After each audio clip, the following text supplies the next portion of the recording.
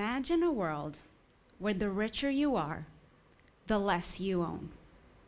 A world where a fancy car, a large house, and expensive clothes cease to be a status symbol and become a burden, while experiences replace belongings as what we cherish the most.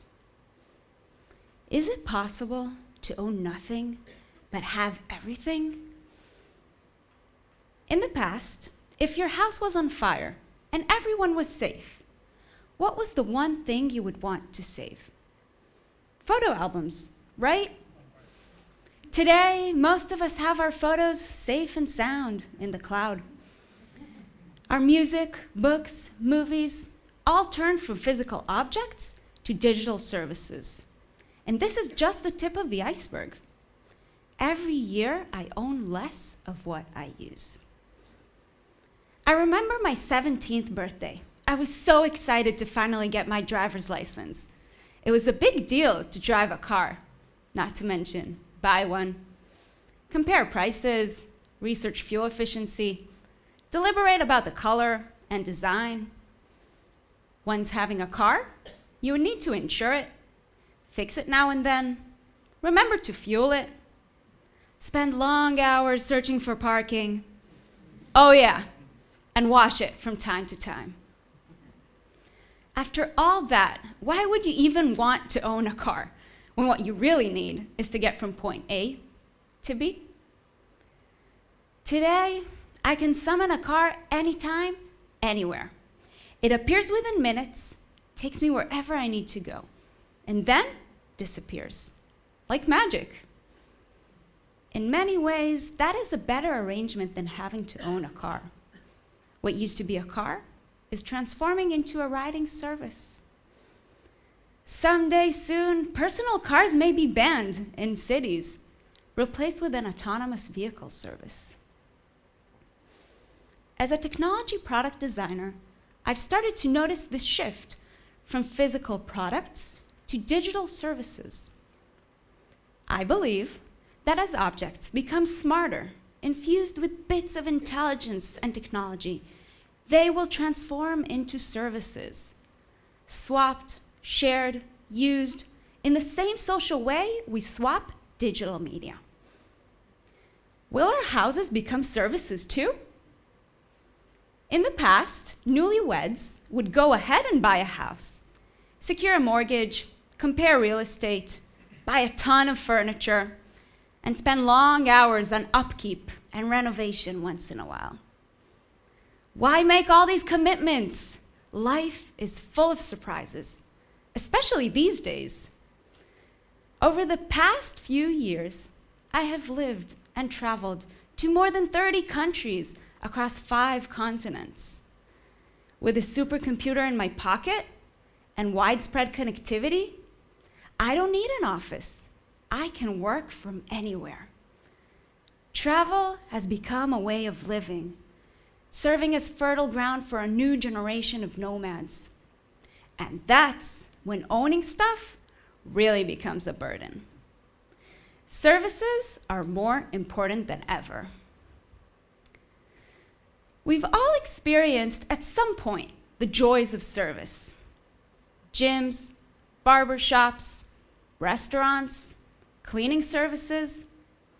Whatever it was for you, I bet that among other things, this gave you a little more freedom, a little more time, and peace of mind. Then why stop there?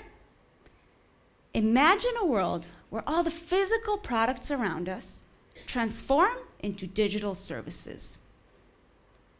How would life look like with no belongings, no commodities, no wallet, no assets or property? A world where the only things you can buy are services and experiences. Let me take you to a day in a life in this kind of future. I live in a complex, a place with everything I need to live, work, and play. Like a lot of my friends, I prefer the co-living housing because of the round-the-clock services they offer. Once in a while, I might choose to cook for myself. I subscribe to a food service that sends me fresh ingredients from a farmer nearby, carefully selected based on my culinary preferences. I'm thinking about upgrading to the premium organic service everybody's talking about, cooked by a famous robot chef. I subscribe to most of my clothes. Every morning, they arrive at my window port with a drone. I can wear something different each day of the year if I want. At the end of the day, I'll drop them to be picked up by the drone. I 3D print my jewelry. Actually, this is something I already do. If I have a special occasion, I might 3D print a dress designed especially for me and custom shoes based on a scan of my feet.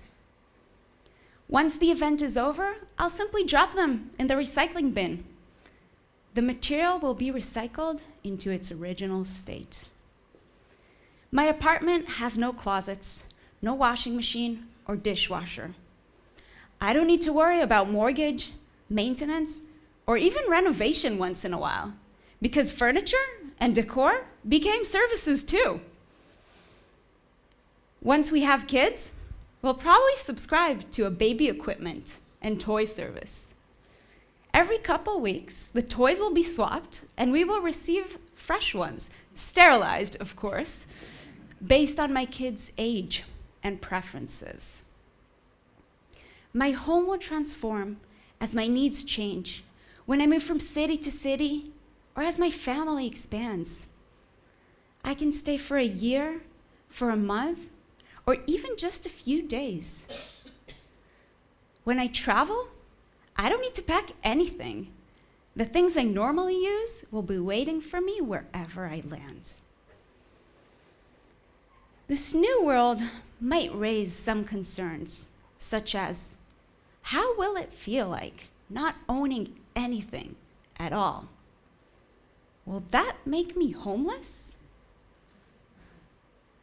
Will we lose the emotional connections we have with objects today? Questions about friendship and relationships. What will our social life look like? How will we raise our kids? And what will it feel like growing old?